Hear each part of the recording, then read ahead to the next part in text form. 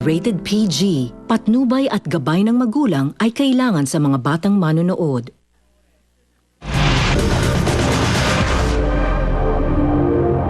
Ito ang Showbiz Paspas, Scenes, Scoops and Scandals.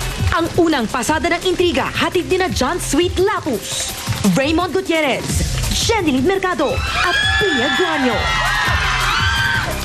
Maayong hapon mga kapusong Cebuano, simula na ang bugso ng mga showbiz news ngayong hapon. Richard Gutierrez nagsalita na sa balitang may plano raw tumakbong congresswoman ng Cebu, ang ina niyang si Annabel Rama, at maging ang opinyon ng iba pang miyembro ng pamilya Gutierrez, tila hati raw pagdating sa isyung ito. Yeah, well, ako nagulat ako dahil hindi ko alam na may plano pala siyang tumakbo bilang congresswoman. So I spoke to her about it and I asked her, and naintindihan ko naman yung side niya, yung side ng uncle ko. So medyo scrambled yung mga ideas namin, scrambled yung thoughts namin about it. So nag-meeting kami as a family. So yun, nagbabatuan lang kami ng mga ideas, kung ano yung mga naisip namin sa pagtakbo niya. Divided nga, may iba ayaw, may iba naman na okay din kasi it will be a new avenue for my mom and she's very excited. If she makes her decision, kung ano man ang decision niya, of course 100% nasa likod kami niya. Pero nandito nga kami right now to tell her and guide her and make her think sa mga pwedeng mangyari, sa mga pros and cons ng pagtakbo niya bilang congresswoman. Annabel, kahit ano pong maging desisyon niyo, suportado kayo namin. Good luck po sa inyo.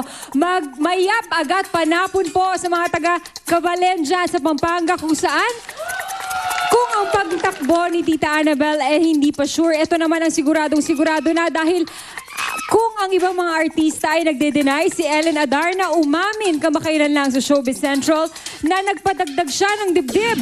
Gaano naman kaya kalaki ang naging improvement? Konti lang. From 34A, 34B. Yun lang. Konti lang. I really wanted it before pa, when I was 18 pa. Pinag-isipan ko na talaga siya. So ngayon, Alam ko nang gusto. Pero hindi pa lang ako ready before. Kasi batang-bata pa ako, 18, diba?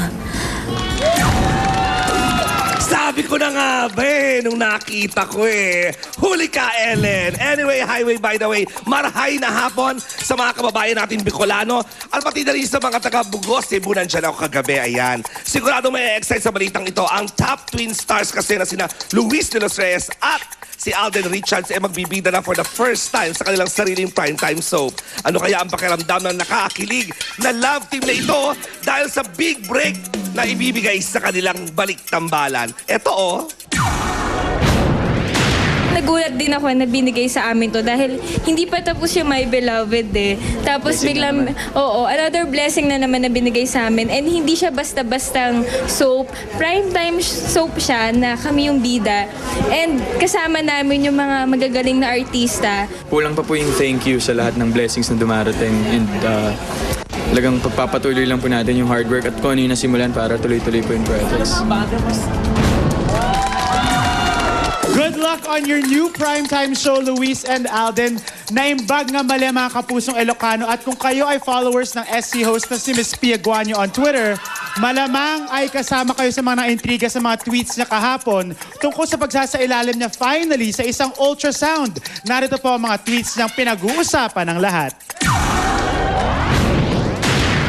Waiting for our turn at the doctors. Help me pray it's a boy. And it's going to be another ultrasound next month. My doc says to know for sure we need a 4D. Bring out the big guns. Keep praying. Pia, ano na ba? Nabitin naman kami. So, kailangan pa ng another ultrasound para 100% na. Pero yung kahapon, ano ba talaga na?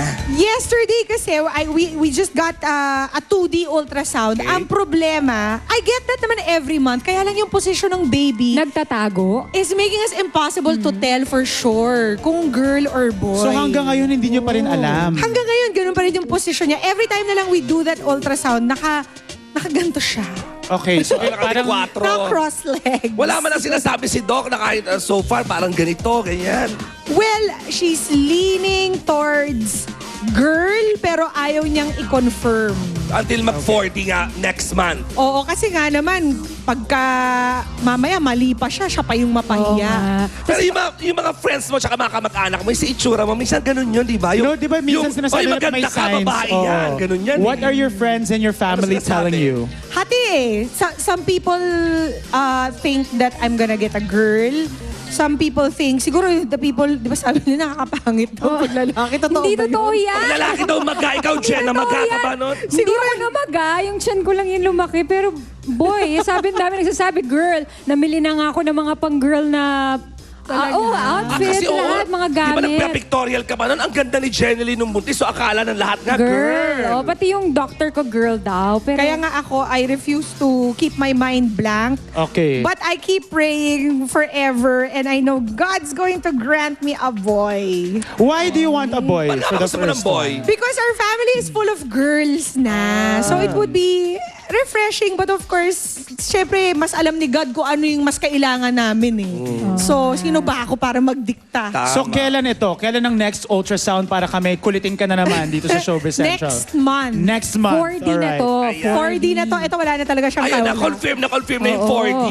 Oo, as in, down to the eyelashes, Correct. makikita mo na, fingernails. Well, good luck, Wow. Pia, sa inyo ni Steve. Kami naman dito sa Showbiz Central. Girl or boy, basta healthy. Yes. The good news is, super healthy yung baby. In fact, every once in a while, lagi niya akong ginigising, sinisipa-sipa lang naman niya ako.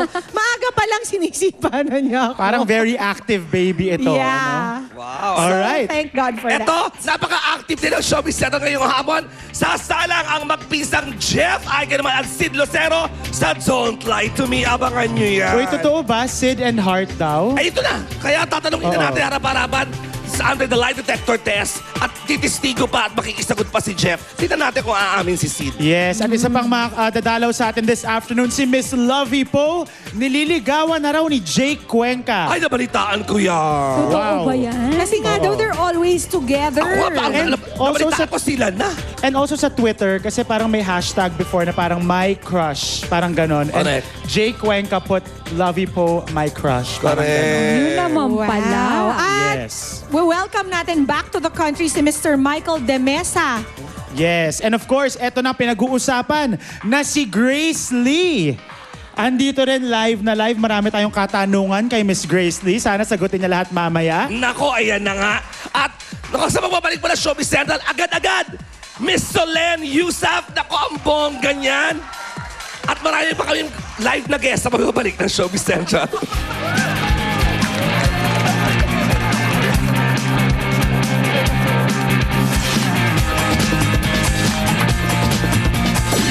Sa kapangyarihan ng isang click, mapopost, masishare, at mapag-uusapan ng milyon-milyon all over the world. This is the age of digital intriga at makakasabay sa napakabilis na takbo ng balita kapag nakalog on ka sa Showbiz Central. Pagkahaba-haba man ng prosesyon, dito rin tayo magkikita. Exclusive sa kanyang pagbabalik showbiz, multi-awarded dramatic actor Michael De Mesa. Lilinawin ang mga balita tungkol sa kanyang naging buhay sa Amerika. Live na live! Exclusive, kampo ni na Claudine at Raymart. Nagsalita tungkol sa bagong bidyong lumabas na sila raw ang unang nanakit kay Tulfo. Kahit sino namang mom out there would be concerned with the sudden pour of attention from so many different, media. Grace Lee, matapos sa mga intrigang kinasangkutan, magsasalita na. Isang napaka-importanting tao may sorpresa sa kanya. Live na live! Once and for all, nililigawan mo ba si Lovey Po? Lovey Po, live na live. Aamin na bang sila na ni Jake Cuenca? Sa galing ni Jessica, magtatagal yan. Ang bata pa yan, di ba? Jessica Sanchez, susunod na raw sa yapak ng mga natalong American Idol contestants. Sumikat pa rin ng bonggang-bongga. Ang buong kwento sa finale at results show, tinutukan ng Showbiz Central mula sa Hollywood. Thank you guys so much for all the support. Love you. Magpinsang Sid Lucero at Joff Eigenman magkakabukuhan na sa pagtatapat sa Don't Lie to Me Reloaded. Totoo bang nagda-double date sina Joff at Carla with Sid at Heart Evangelista? Ang katotohanan, live na live! At ano bang kwento sa likod ng viral video na ito ni Solen, Isabel Daza, Georgina Wilson, Ann Curtis, Raymond Gutierrez at kanilang buong barkada? Ang buong kwento mula mismo kay Solen Yusuf, live na live sa pagbabalik ng Showbiz Central.